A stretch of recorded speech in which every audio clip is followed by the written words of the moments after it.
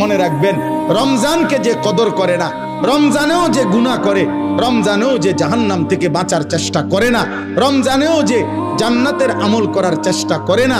ভাই আমার, ছেলেরা আমার, বাবা আমার, পর্দার আড়ালের মা বোন আমার, সবাইকে এই শেষ কথা বলি। আল্লাহ রসুল বলছে, জিব্রাইল আইসা রমজানের শেষ দিন নবীজিকে আইসা বলে গেছে, ইয়া রাসূলুল্লাহ, এত বড় রমজান পেল, ইফতার, সাহারি, তারাবি, এতেকাফ, শবে কদর, প্রতি ঘন্টা মিনিটে এত মাফ নেওয়ার সুযোগ থাকার পরেও যেই নাফরমান জাহান্নাম থেকে বাঁচার চেষ্টা করে নাই, গুনাহ থেকে আল্লাহর কাছে মাফ নেয় নাই, জান্নাতের জরুর আশা পূর্ণ করতে পারে নাই, আমল করতে পারে নাই, খোদার কসম নবীজি বলছে,